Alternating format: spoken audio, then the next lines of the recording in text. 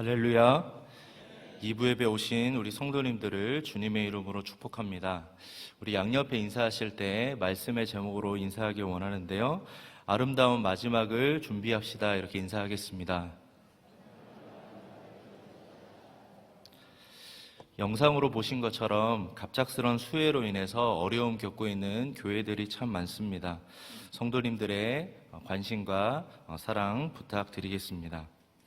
담임 목사님께서는 여름 휴가를 마치셨습니다. 다음 주부터 강단에 서실 텐데 성령의 충만함으로 말씀 전하실 수 있도록 계속해서 기도해 주시기 바랍니다.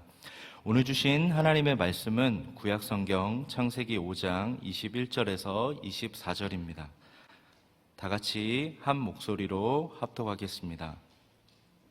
에녹은 65세에 무드셀라를 낳았고 무드셀라를 낳은 후 300년을 하나님과 동행하며 자녀들을 낳았으며 그는 365세를 살았더라. 에녹이 하나님과 동행하더니 하나님이 그를 데려가심으로 세상에 있지 아니하였더라. 아멘.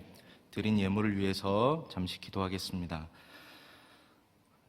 존귀하신 하나님 아버지, 감사합니다. 오늘도 주의 은혜를 사모하며 담대히 주님의 보좌 앞으로 나왔습니다.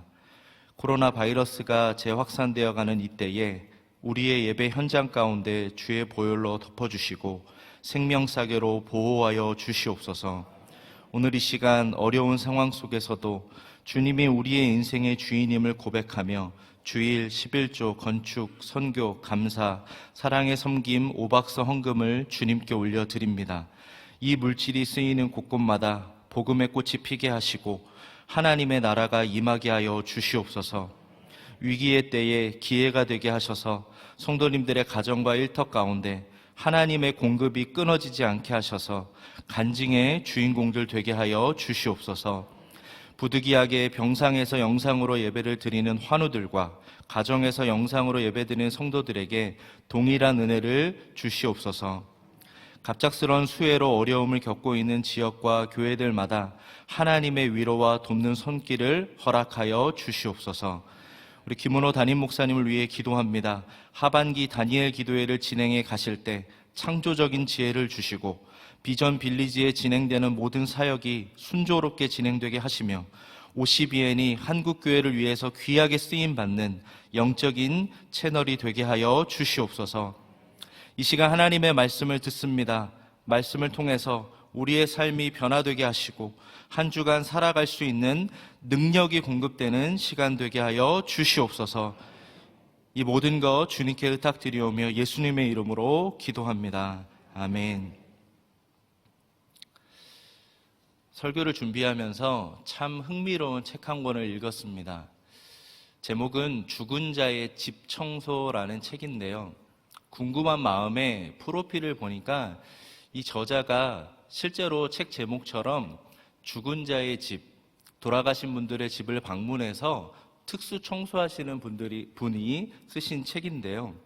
그 중에 참 와닿는 표현이 있었습니다. 한번 들어보십시오. 수도꼭지의 아이러니는 누군가가 씻는데 도움이 되고자 만들어졌지만 결코 스스로 씻지 못한다는 것이다. 이처럼 우리도 누군가의 도움 없이는 살아갈 수 없다는 점에서 수도꼭지와 닮았다. 그런데 우리 인간은 죽음을 등에 지고 살아가고 있다. 그동안 삶이라는 눈앞에 펼쳐진 방향만을 보고 걷느라 죽음까지 생각할 기회를 얻지 못했는지도 모른다. 죽음을 돌아보고 그 의미를 되묻는 행위, 인간이 죽은 곳에서 더 선명하게 드러나는 삶과 존재에 대한 이야기는 우리의 삶을 더 가치가 있고 굳세게 만들어줄 수 있지 않을까. 여러분, 참 깊은 사색이 남긴 표현 아닙니까? 박사학위를 가지신 분이 쓴 책도 아니고요. 돌아가신 분들 집을 방문해서 특수 청소하신 분이 쓴 글입니다. 어떻게 이런 글을 쓸 수 있을까 생각을 해보니까 누군가의 그 죽음의 현장을 방문하면서 삶의 의미를 되묻는 행위, 그 행위를 계속 하다 보니까 이런 공감 가는 글을 쓰지 않았나라는 생각이 듭니다. 여러분, 제가 오늘 설교의 서두를 왜 이 내용으로 시작할까요? 우리는 코로나가 장기화되면서 매일 아침 질병관리본부에서 제공하는 사망자 데이터를 보게 됩니다. 어떤 생각이 드십니까? 그래도 오늘 나는 살았다라는 것입니까? 언젠가는 저와 여러분도 죽음을 맞이하게 될 날이 다가오고 있다라는 것입니다. 그런데 우리 인간은 어떻습니까? 오늘도 하루하루 악착같이 살아가다 보니까 죽음은 나와는 상관이 없는 것이다라고 생각하는 것이죠. 러시아의 문호 톨스토이가 이런 이야기를 했습니다. 세상에 죽음만큼 확실한 것은 없다. 그런데 사람들은 겨우살이 준비는 하면서 죽음은 준비하지 않는다. 톨스토이의 말처럼 우리 인간은 무언가 준비하며 살아갑니다. 10대는 대학 입시를 준비하고요. 20대는 취업 준비를 합니다. 30대는 어떻습니까? 결혼을 준비하고 40대는 내 집 장만을 준비합니다. 그리고 50대가 되어서는 노후를 준비하고 60대는 은퇴를 준비합니다. 그런데 정작 죽음을 준비하는 사람은 많지 않습니다. 그럼 여러분, 저와 여러분이 왜 죽음을 준비하지 않을까요? 죽음은 그 누구에게도 경험을 들을 수 없기 때문입니다. 미리 누가 좀 겪어보고 말해주면 좋으련만 아무리 뛰어난 노년의 석학도 100년을 살아보니라고 말할 수는 있어도 어느 누구도 죽어봤는데라고 우리에게 조언해 줄 수 있는 사람은 아무도 없습니다. 성경은 뭐라고 말씀합니까? 전도서 7장 4절 말씀 다 같이 읽겠습니다. 시작. 지혜자의 마음은 초상집에 있으되 우매한 자의 마음은 혼인집에 있느니라. 여러분, 전도서 기자가 말씀하고 있는 것처럼 지혜롭다라는 것은 인생의 마지막이 있다라는 것을 기억하고 살아가는 것입니다. 저는 오늘 본문의 말씀을 통해서 지혜롭게 아름다운 마지막을 준비하는 저와 여러분 되길 원합니다. 오늘 본문 창세기 5장은 지루하게 족보가 계속해서 나옵니다. 아담에서 노아까지 자그마치 10대가 기록되어 있습니다. 여러분, 이 노래 기억하십니까? 김수완무, 거북이와 두루미, 삼천갑자 동방사, 지치카포 사리세센타, 워리워리 세보리캉, 무두셀라 구루미. 고구봉서 선생님께서 불렀던 노래인데요. 여름 성경학교를 하면서 성경 퀴즈 단골 문제 아니었습니까? 가장 오래 산 사람 누굽니까? 무두셀라. 자그마치 969살을 살았습니다. 어릴 적에는 이 창세기 5장을 읽으면서 성경의 인물들이 그렇게 눈에 그 이름이 다가왔는데 어른이 되어서 이 창세기 5장을 묵상하다 보니까 반복되는 단어를 하나 마주하게 됩니다. 그게 무엇입니까? 5장 4절을 한번 보십시오. 다 같이 읽겠습니다. 시작. 아담은 셋을 낳은 후 800년을 지내며 자녀들을 낳았으며 그는 930세를 살고 죽었더라. 낳았고 죽었더라 라는 동사입니다. 마치 수학 공식처럼 반복되고 있는 것이죠. 여러분, 왜 이렇게 지루하게 이러한 내용이 반복되고 있을까요?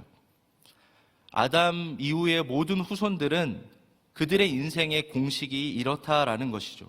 모든 인간은 낳았고 죽었고를 반복하며 살아갑니다.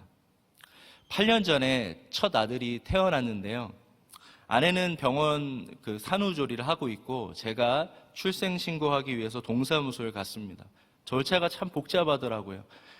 출생신고를 하고 난 뒤에 몇 해 지나지 않아서 할아버지께서 91세 일기로 하나님 품에 안기셨습니다.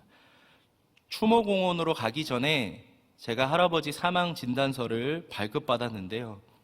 그때 문득 스쳐 지나가는 생각이 무엇이냐면 우리 인간은 출생신고도 스스로 할 수 없고 사망 진단서도 자신이 뗄 수 없는 존재다라는 것입니다.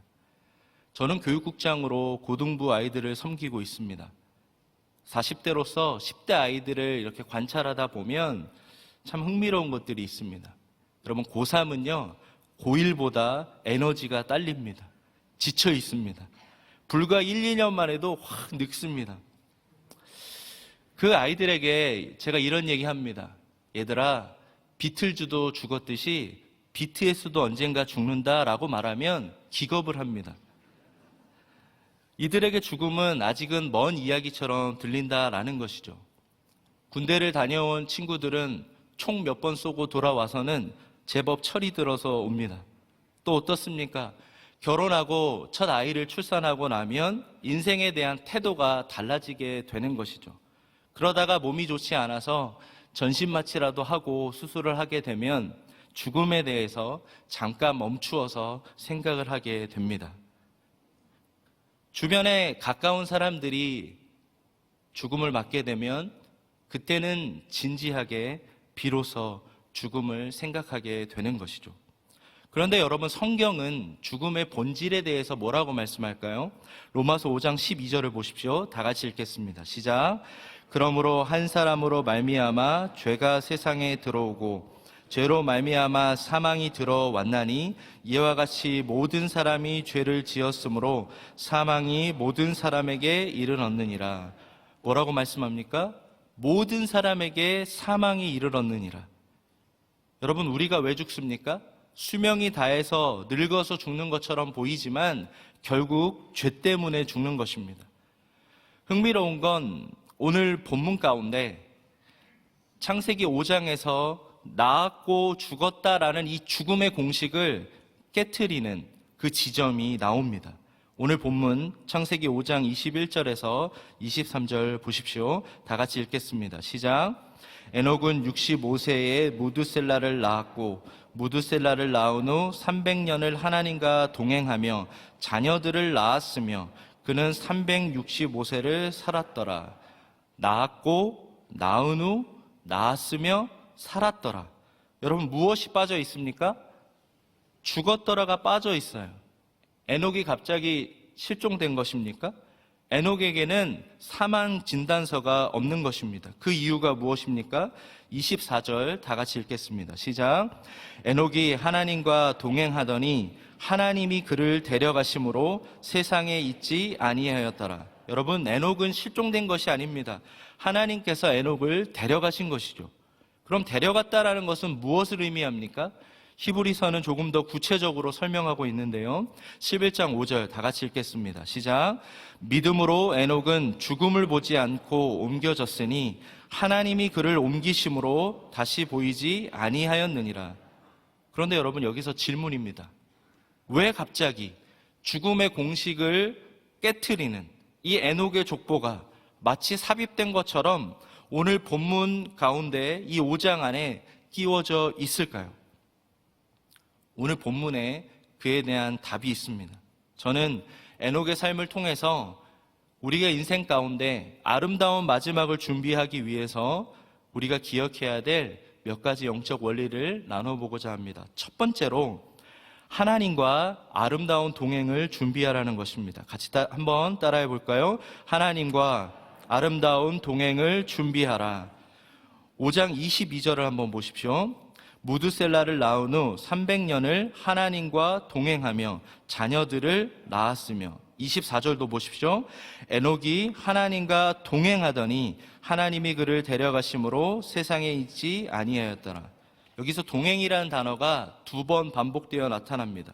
여러분, 사용된 이 동행이라는 단어는요, 원어로 할라크라는 단어입니다. 하나님께서 에덴 동산을 산책하셨을 때 사용된 단어랑 똑같은 단어입니다. 창세기 3장 8절을 보십시오. 다 같이 읽습니다. 시작.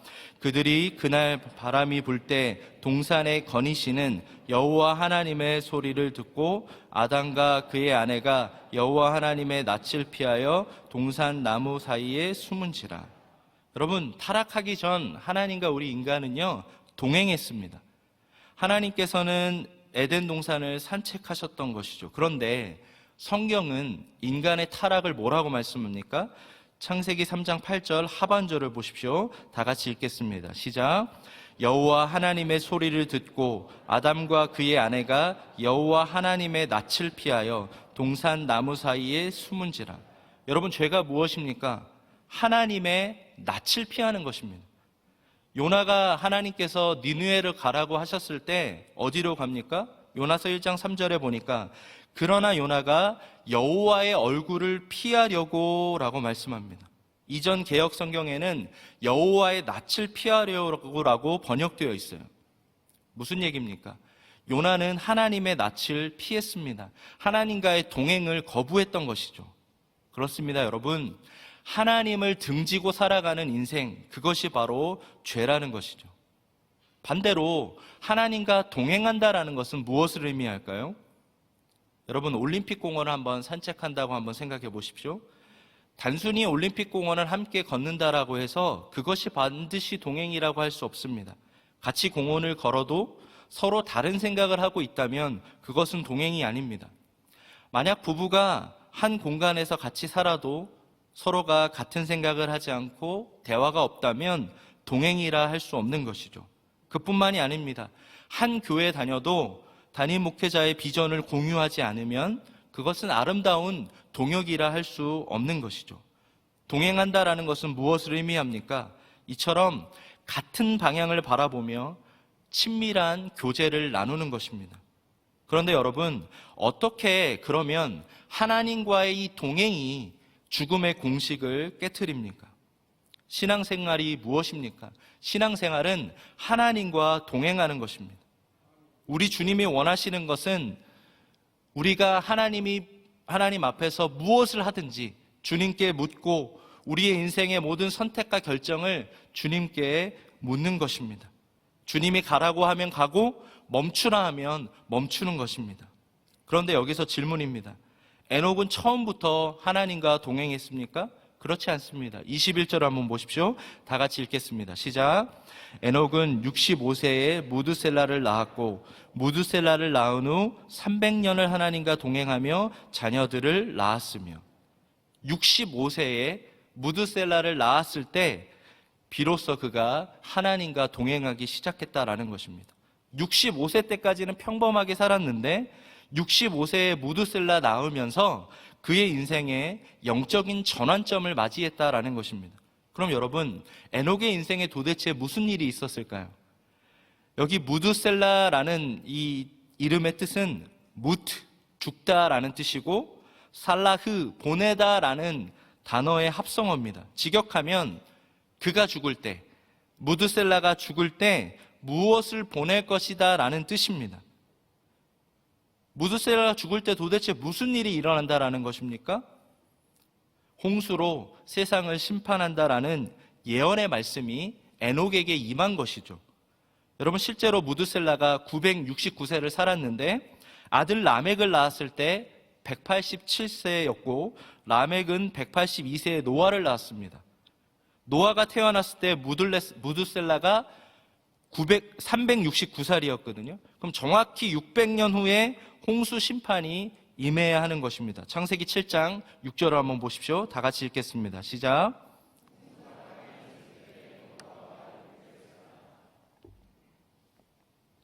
여러분, 에녹의 예언대로 심판이 임한 것입니다. 심판의 예언을 받았던 에녹이 일평생 어떤 삶을 살았습니까? 유다서는 이렇게 말씀합니다. 다 같이 읽겠습니다. 시작. 이 사람들에 대하여도 예언하여 이르되 보라, 주께서 그 수만의 거룩한 자와 함께 임하셨나니 이는 무사람을 심판하사 모든 경건하지 않은 자가 경건하지 않게 행한 모든 경건하지 않은 일과 또 경건하지 않은 죄인들이 주를 거슬러 한 모든 완악한 말로 말미암아 그들을 정죄하려 하심이라 하였느니라. 무슨 얘기입니까? 에녹은 65세에 무드셀라를 낳을 때 영적인 터닝 포인트를 맞습니다. 에녹은 무드셀라가 죽는 그 날에 하나님께서 심판하실 것을 믿고 사람들을 붙잡고 이야기했을 것입니다. 하나님께 돌아오라고 선포했을 것입니다. 이처럼 노아가 태어나기 전부터 노아의 증조 할아버지 에녹은 복음을 전하는 자로 일평생 살았습니다. 말씀을 준비하면서 이 시대 탁월한 기독교 변증가 중에 한 사람인 오스 기니스라고 있습니다. 이 오스 기니스가 저항이라는 책에서 하나님과의 동행이 무엇인지 잘 표현하고 있는데요. 우리 다 같이 한번 읽어보겠습니다. 시작. 우리는 예수님의 제자로서 한 명의 청중, 유일한 청중, 바로 하나님 앞에서 부름을 받았다. 아브라함 이후로 믿음의 삶은 언제나 한 목소리에 모든 것을 거는 것이었다. 우리에게는 한 목소리만이 중요하다. 국민의 소리도 아니고 시대의 음성도 아닌 하나님의 음성만이 중요하다. 여러분, 하나님과 동행한다는 것이 무엇을 의미합니까? 4차 산업시대가 되었다고, 트렌드가 바뀌었다고, 코로나 때문에 이제는 다 바꿔야 된다고 하는 이때에 세상의 소리가 아니다라는 것이죠. 서로 다른 이념이 아니고 우리의 인생의 유일한 청중이 되신 하나님의 말씀 앞에 집중하는 것, 그것이 하나님과 동행하는 것인 줄 믿습니다. 에녹처럼 무드셀라가 죽을 때에 하나님의 심판이 올 것이다, 그 한 말씀을 붙잡고 300년 동안 그가 동행했던 것처럼 저와 여러분 가운데 이 말씀 붙잡고 나아가는 저와 여러분 되시길 주님의 이름으로 축복합니다. 저와 여러분은 어떻습니까? 교인 등록 QR코드는 있는데 하나님과의 친밀함의 코드가 빠져 있습니까? 유튜브에서 유명한 설교자의 설교들은 빠짐없이 찾아 듣는데 영혼이 말라가고 있습니까? 왜 그렇습니까? 하나님과의 친밀함의 교제가 사라졌기 때문입니다. 담임 목사님께서 귀에 못이 닳도록 하시는 말씀이 무엇입니까? 신앙생활은 관계다라는 것이죠. 시편 73편 28절은 다음과 같이 말씀합니다. 다 같이 읽겠습니다. 시작. 하나님께 가까이 함이 내게 복이라. 내가 주 여호와를 나의 피난처로 삼아 주의 모든 행적을 전파하리이다. 그렇습니다, 여러분. 하나님과 멀어지면 남들이 부러워하는 집에 살아도 생지옥입니다. 하나님과 친밀함이 사라지면 슈퍼카를 타도 인생이 공허한 것입니다. 하나님과의 동행이 멈추면 권력의 정점에서도 안절부절하는 것입니다. 반대로 하나님과 친밀하면 옥탑방에 살아도 천국을 경험하며 살아갑니다. 하나님과 친밀하면 지옥철에서도 큐티할 수 있습니다. 하나님과 친밀하면 병상에서도 하나님과의 임재를 누릴 수 있는 줄 믿습니다. 바라옵기는 에녹이 65세에 무드셀라를 낳은 후 영적인 전환점을 맞이했던 것처럼 코로나 시대를 살아가는 저와 여러분 가운데 죽음을 두려워하는 것이 아니라 주님이 부르시는 그날까지 아름다운 동행을 준비하는 저와 여러분 되시길 주님의 이름으로 축복합니다. 아름다운 마지막을 위해서 우리가 기억해야 될 두 번째 영적 원리가 무엇입니까? 하나님을 기쁘시게 하는 삶을 준비하라라는 것입니다. 히브리서 11장 5절을 한번 보십시오. 다 같이 읽겠습니다. 시작. 믿음으로 에녹은 죽음을 보지 않고 옮겨졌으니 하나님의 그를 옮기심으로 다시 보이지 아니하였느니라. 그는 옮겨지기 전에 하나님을 기쁘시게 하는 자라 하는 증거를 받았느니라. 여러분, 주목해야 될 표현이 무엇입니까? 옮겨지기 전에라는 거예요. 옮겨지기 전이 무엇을 의미할까요? 성경은 에녹이 얼마나 많은 지식을 가졌느냐라는 것에 주목하지 않습니다. 옮겨지기 전 에녹의 삶을 주목하고 있는 것이죠. 그뿐만이 아닙니다. 에녹은 특정한 어느 하루만 하나님과 친밀했던 것이 아닙니다. 그의 인생 가운데 자그마치 300년 동안 하나님을 기쁘시게 하는 삶을 살았습니다. 그럼 여러분, 하나님을 기쁘시게 하는 삶은 무엇을 의미할까요? 히브리서 11장 6절을 한번 보십시오. 다 같이 읽겠습니다. 시작. 믿음이 없이는 하나님을 기쁘시게 하지 못하나니 하나님께 나아가는 자는 반드시 그가 계신 것과 또한 그가 자기를 찾는 자들에게 상 주시는 이심을 믿어야 할지니라. 같이 한번 따라해 볼까요? 믿음이 없이는 하나님을 기쁘시게 하지 못하나니. 여러분, 에녹에게 어떤 믿음이 있었습니까? 하나님이 살아계시다라는 거예요. 이처럼 신앙생활은 하나님이 살아계시다라는 것으로 출발합니다. 증명되어져서 믿는 게 아니라 믿으니까 이해가 되는 것이죠. 그렇다고 우리가 이해가 되기 때문에 우리 하나님, 우리의 생각에 갇혀있지 않습니다. 여러분, 신앙은요, 이론이 아닙니다. 신앙은 하나님이 결론입니다. 하나님을 믿으니까 인생의 해석이 달라지는 것이죠. 믿음의 사람은 하나님께 가까이 갑니다. 하나님께 나아갑니다. 하나님을 찾습니다. 하나님께 집중합니다. 그런데 여러분, 신앙생활 하다가 우리가 언제 시험에 들까요? 사람 때문에 시험에 듭니다. 신앙생활의 포커스가 사람에게 집중되면 낙심하게 되는 것이죠. 여러분, 완전한 교회를 찾아다니고 완벽한 목회자를 한번 찾아다녀 보십시오. 죄송하지만 그런 교회 없습니다. 그런 목회자 없습니다. 신앙생활은 자기 만족이 아닙니다. 하나님께 주파수를 맞추고 하나님을 기쁘시게 하는 삶을 살아가는 것, 그것이 바로 신앙생활인 줄 믿습니다. 신앙생활의 동력은 내가 가진 직분도 아닙니다. 오직 하나님 한 분만을 기쁘시게 하는 삶을 살아갈 때 우리는 중도하차하지 않을 수 있는 것입니다. 우리가 만약 사람을 기쁘게 하기 위해 신앙생활을 한다면 그 사람 때문에 기쁨이 사라지게 될 것입니다. 담임 목사님께서 주례사를 하실 때 참 인상적이었던 대목이 있습니다. 신랑 신부에게 이렇게 말씀하십니다. 결혼식을 준비하지 말고 결혼 생활을 준비하라는 것입니다. 왜 그럴까요, 여러분? 결혼식은요, 하루면 끝나지만 결혼 생활은 일평생 삶으로 겪어야 하는 것이기 때문입니다. 여러분, 신앙생활도 마찬가지입니다. 하루하루 하나님을 기쁘시게 하는 삶을 살아갈 때 그 믿음의 삶이 우리의 인생이 되는 것입니다. 코로나를 통해서 여러분 무엇을 느끼십니까? 코로나에 대해서 이미 10여 년 전에, 수십 년 전에 미래학자들이 다 이야기했던 겁니다. 그런데 여러분, 막상 겪어보니 대응할 능력이 우리에게 없다라는 거예요. 우리가 안다라고 생각했는데 그것을 감당할 만한 힘이 없다라는 것이죠. 그렇습니다, 여러분. 내가 얼마나 알고 있느냐가 아니라 하루하루의 일상의 삶으로 살아내는 것, 그것이 중요한 것입니다. 언제라도 주님이 저와 여러분을 부르실 수 있기 때문에 하나님을 기쁘시게 하는 삶을 준비해야 된다라는 것이죠. 몇 해 전에 주일 저녁에 크리스찬 이미지 코칭 사역을 마치고 집에 돌아가니까 저녁 10시쯤 되었습니다. 잠이 오지 않아서 뒤척이다가 선잠이 들었는데 새벽 3시에 전화가 오는 거예요. 전화를 받아보니까 누나가 응급실로 급히 달려오라는 것입니다. 다급한 마음에 달려가니까 어머니께서 갑자기 급성 심근경색이 오셔서 이제 시술을 하게 됐다라는 거예요. 간호사 선생님께서 시술이 잘 되었다고 하니까 안심이 되더라고요. 그제서야 어머니 옷가지를 좀 챙기려고 가는데 어머니 옷에 있는 핸드폰이 울리는 거예요. 새벽 5시 알람이죠. 그 알람이 울리는데 마음이 먹먹해졌습니다. 우리 어머니 목회자인 나를 위해서 이 시간에 기도하러 가셨구나라는 생각이 들더라고요. 그런데 갑자기 간호사가 이렇게 다급하게 불러서 가보니까 울먹거리면서 하는 얘기가 마음의 준비를 하라는 거예요.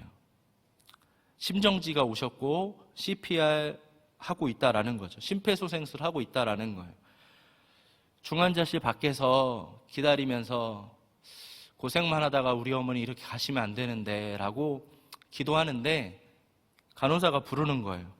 잠시 후에 어머니가 이렇게 심폐소생술 가운데 다시 회복되었다라는 것입니다. 어머니께 제가 갔습니다. 어머니, 심장이 멈추셨었어요 라고 했더니 어머니 하시는 말씀이 지훈아, 꿈을 꾼 것 같아 하시면서 첫 마디가 병원 선교 가야 하는데 라고 말씀하시더라고요. 여러분, 사실 심정지 되었던 사람이 첫 마디가 어떻게 병원 선교 가야지 라는 말을 했을까라는 생각이 들었습니다. 그러면서 하시는 말씀이 엄마도 언젠가는 죽어. 하나님을 기쁘시게 하다가 가는 거야. 이렇게 말씀하시더라고요. 여러분, 사도 바울이 이렇게 말씀합니다. 고린도후서 5장 9절 한번 보십시오. 다 같이 읽겠습니다. 시작. 그런즉 우리는 몸으로 있든지 떠나든지 주를 기쁘시게 하는 자가 되기를 힘쓰노라. 뭐라고 말씀합니까? 주를 기쁘시게 하는 자가 되기를 힘쓰노라. 데살로니가전서 2장 4절도 다음과 같이 말씀합니다. 다 같이 읽습니다. 시작. 오직 하나님께 옳게 여기심을 입어 복음을 위탁받았으니 우리가 이와 같이 말함은 사람을 기쁘게 하려 함이 아니요 오직 우리 마음을 감찰하시는 하나님을 기쁘시게 하려 함이라. 그렇습니다, 여러분. 저와 여러분 가운데 자녀들에게 무엇을 물려주시겠습니까? 인생의 마지막까지 지켜낸 건물입니까? 자식들이 주눅 들지 않고 살아갈 수 있는 여러분의 배경입니까? 부족함 없이 살아갈 수 있는 충분한 돈입니까? 우리가 물려줘야 될 것은 하나님을 기쁘시게 하는 삶인 줄 믿습니다. 먼 훗날 자녀들이 무엇을 기억할까요? 우리 아버지 어머니 어느 대학 나오셨을까? 우리 아버지 차는 뭐였지? 어떤 자리에 계셨지? 여러분, 그거 기억하지 않을 것입니다. 함께 했던 삶이 남는 것입니다. 선풍기 하나 틀어놓고 땀 냄새 나면서도 가정 예배 드리고 추운 겨울에 한 이불 해서 부둥켜 안고 기도하다가 잠들었던 밤을 기억할 것입니다. 그렇습니다, 여러분. 하나님을 기쁘시게 하는 삶이 자식들의 가슴에 남는 줄 믿습니다. 바라옵기는 알미 아니라 삶을 물려주십시오. 하나님을 기쁘시게 하는 믿음의 삶을 하루하루 살아가며 아름다운 마지막을 준비하는 저와 여러분 되시길 주님의 이름으로 간절히 축복합니다. 마지막으로 아름다운 마지막을 준비하기 위해 우리가 기억해야 될 세 번째 영적 원리는 오늘의 죽음이 아니라 내일의 부활을 준비하라는 것입니다. 창세기 5장 24절을 보십시오. 다 같이 읽겠습니다. 시작.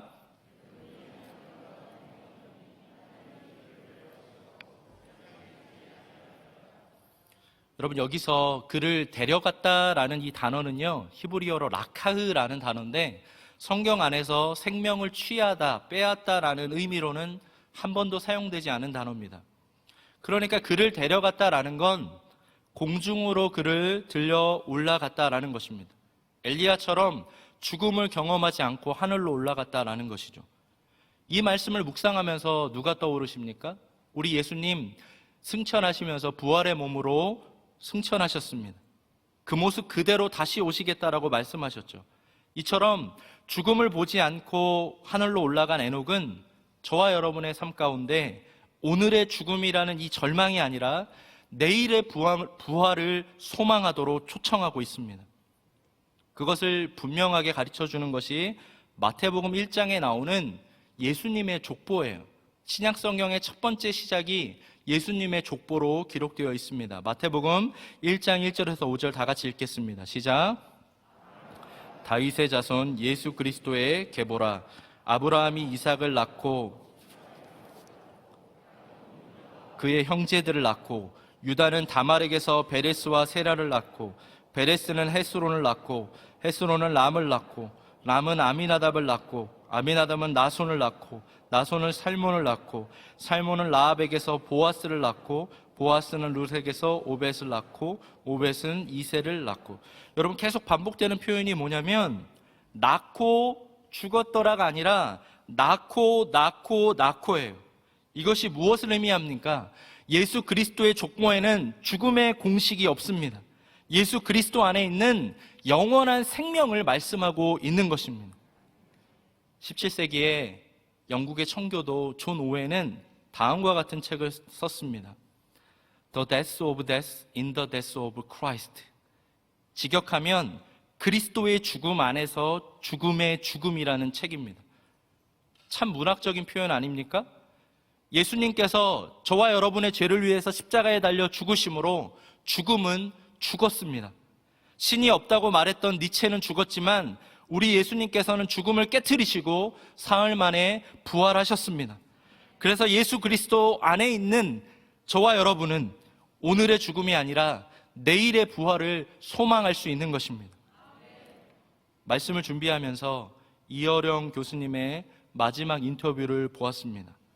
암투병 하시면서 인생의 마지막을 보내고 계신데요, 그분이 이런 이야기 하시더라고요. 이렇게 이야기하십니다. 내 딸 고 이미나 목사를 기억하는 사람은 다니엘 기도에도 오셨었죠.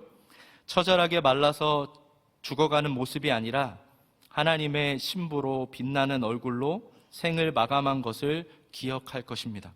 그래서 하나님과 함께하는 그 딸의 얼굴을 내가 보았기에 영원히 사는 사람처럼 지금 살고 있습니다.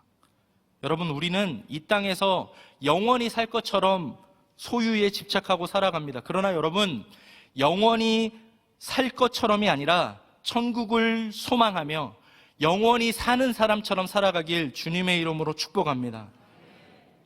베드로는 자신의 편지에서 이렇게 말씀합니다. 베드로전서 1장 3절 4절 같이 읽겠습니다. 시작. 우리 주 예수 그리스도의 아버지 하나님을 찬송하리로다. 그의 많으신 긍휼대로 예수 그리스도를 죽은 자 가운데서 부활하게 하심으로 말미암아 우리를 거듭나게 하사 산 소망이 있게 하시며 썩지 않고 더럽지 않고 쇠하지 아니하는 유업을 잊게 하시나니 곧 너희를 위하여 하늘에 간직하신 것이라. 여러분, 예수 그리스도 안에 있는 저와 여러분은, 거듭난 저와 여러분은 죽음의 절망을 두려워하지 않습니다. 도리어 죽음을 앞두고 죽음을 두려워하는 것이 아니라 내가 어디에 묻힐 것인가를 생각하는 것입니다.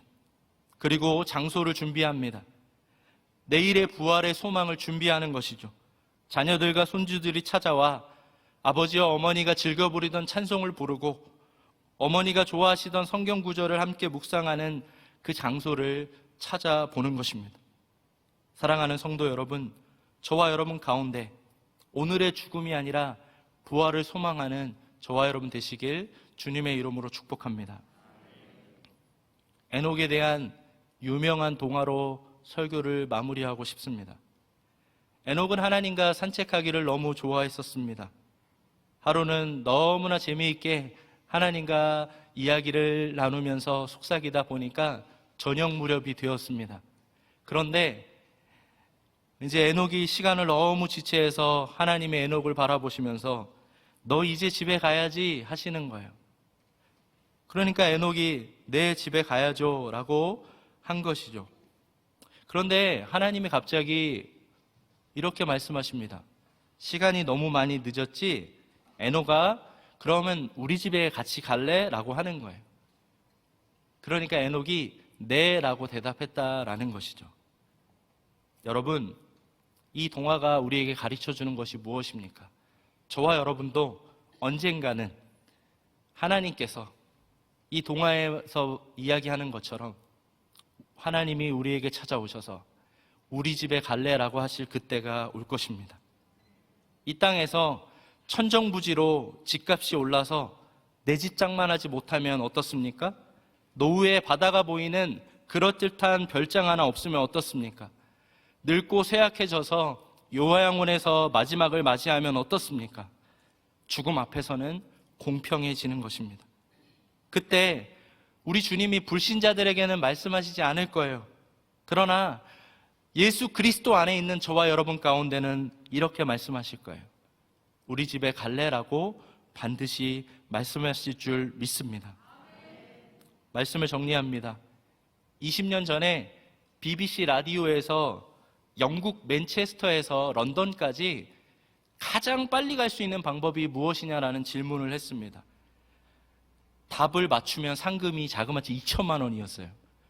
근데 그 2천만 원 받으려고 당시에 수학자, 교통학자, 많은 사람들이 치열하게 논쟁을 합니다. 비행기다, 자동차다, 아니다, 오토바이다, 뭐 여러 가지 답이 나왔는데 여러분, 그것은 다 오답이었습니다. 정답은 좋은 친구와 함께 가는 것이었습니다. 왜 그럴까요, 여러분? 좋은 친구를 함께 가며 그의 말에, 그의 표정에, 그의 제스처에 집중하다 보면 시간이 금방 간다라는 것이죠. 여러분, 코로나로 인해서 끝나지 않을 것 같은 코로나라는 터널 속에서 저와 여러분 어떻습니까? 우리 하나님께 시선을 고정하고 하나님과 동행하고 믿음으로 걸어갈 때 저와 여러분 어느새 우리 주님 두 팔 벌리고 기다리고 계시는 그 믿음의 결승점에 도달하게 될 것입니다. 바라옵기는 이번 한 주도 하루하루 아름다운 마지막을 준비하시면서 주님과 동행하며 자식들에게 하나님을 기쁘시게 하는 삶을 남겨주며 내일의 부활을 소망하는 오륜의 성도님들 되시길 주님의 이름으로 축복합니다. 이 시간 다 같이 찬양하며 나아갈 때 예수 늘 함께 하시네 찬양하길 원하는데요. 찬양의 가사에 보니까 고단한 인생길 힘겨운 오늘도 예수 내 마음 아시네. 지나간 아픔도 마주할 세상도 예수님 내 마음 아시네. 다 같이 찬양합니다. 고단한 인생길 힘겨운 오늘도 예수 내 마음 아시네. 지나간 아픔도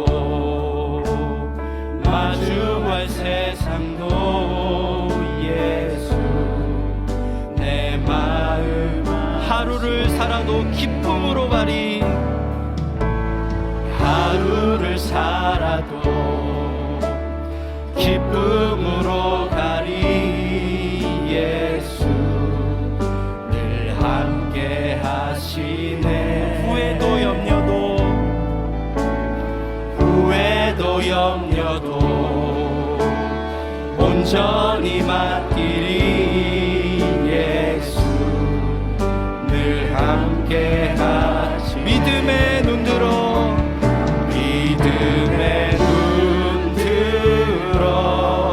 주를 보리. 이 또한 지나가리라. 주어진 내 삶의 시간 속에 주의 뜻. 믿음의 눈 들어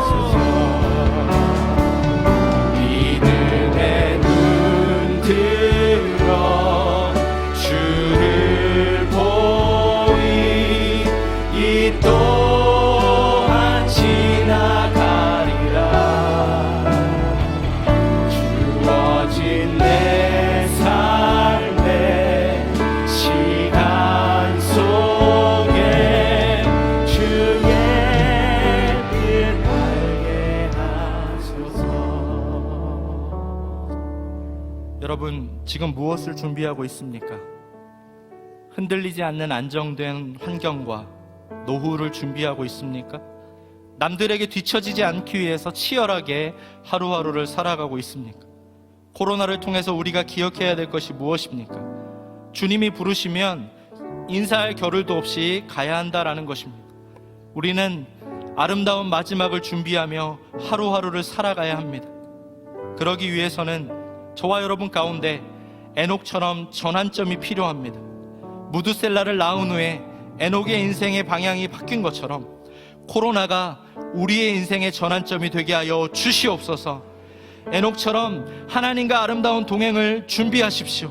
에녹처럼 하나님을 기쁘시게 하는 삶을 살아가십시오.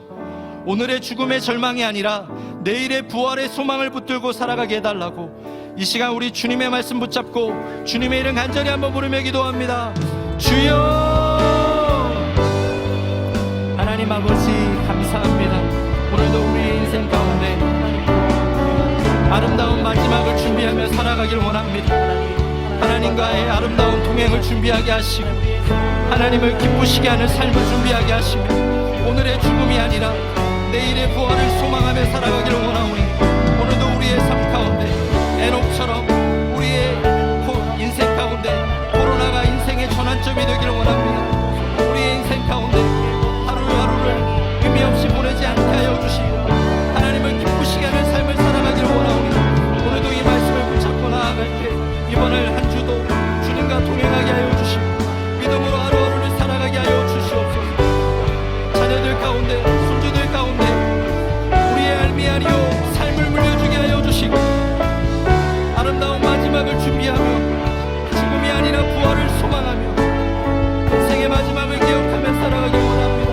우리를 붙잡아 주시옵소서. 한 번 더 기도하실 때 우리 김은호 담임 목사님께서 기도하기 원합니다. 사랑하는 담임 목사님, 이제 하반기 사역을 진행해 나아갈 때 코로나로 이 모양 저 모양 어려운 가운데 있지만 단일 기도회와 그 많은 사역을 감당하실 때 창조적인 지혜를 주시고 말씀을 묵상하실 때마다 성령의 충만함과 기름 부으심을 더하여 주시옵소서. 우리 주님의 이름 간절히 한번 부르며 기도합니다. 주여, 하나님 아버지 감사합니다. 우리 사랑하는 담임 목사님 휴가를 마치고 이제 하반기 사역을 준비하며 나아갈 때 기도회와 또 많은 사역들이 있는데 코로나로 인하여 이 사역들이 아버지 하나님 어려움 당하지 않게 하여 주시고 코로나가 아버지 하나님 속히 종식되게 하시며 우리 귀한 많은 사역들을 진행해 가는데 어려움이 없도록 환경과 여건을 허락하여 주시옵소서. 말씀을 준비하실 때마다 성령의 충만함을 더하여 주시고 성령 하나님 조명하여 주시고 하나님께서 주시는 놀라운 생명의 기름 부으심의 말씀들을 흘려보낼 수 있도록 하나님 붙잡아 주시옵소서. 하나님 아버지 감사합니다. 코로나로 인하여 여러 가지로 어려움 가운데 있지만 오늘도 주님 예배를 사모하며 나온 우리 성도님들을 축복합니다. 오늘 들었던 이 말씀이 잘 박힌 모처럼 박히게 하시며 우리의 인생의 삶의 변화로 이어지기를 원합니다. 코로나가 우리의 인생의 전환점이 되게 하시며 하나님과 동행하며 하나님을 기쁘시게 하는 삶을 살아가며 우리의 인생에 오늘의 죽음이 아니라 내일의 부활을 소망하는 우리의 삶을 살아가게 하여 주시옵소서. 자녀들에게 알미 아니라 삶을 물려주게 하시며 하루하루 믿음의 한 걸음 한 걸음 걸어가는 우리의 모든 믿음의 권속들 되게 하여 주시옵소서. 오륜교회를 위해서 기도합니다. 하나님, 하반기 사역을 진행하며 나아갈 때 코로나로 인하여 어려움 없게 하시며 다니엘 기도회를 통해서 한국교회가 이 코로나 가운데서도 영적으로 다시 소생되는 귀한 사역으로 쓰임받게 하여 주시옵소서. 이 모든 것 주님께 간절히 의탁드리오며 우리 주 예수님의 이름으로 간절히 기도합니다. 아멘. 이제는 우리 구주 예수 그리스도의 은혜와 하나님 아버지의 다함없는 사랑과 성령의 교통하심이 오늘 말씀을 듣고 아름다운 마지막을 준비하며 하나님과 동행하며 하나님을 기쁘시게 하는 삶을 살아가며 오늘의 죽음이 아니라 내일의 부활을 소망하며 살아가고자 하는 모든 오륜의 성도님들을 위해 이제로부터 영원토록 함께 있기를 간절히 축원하옵나이다.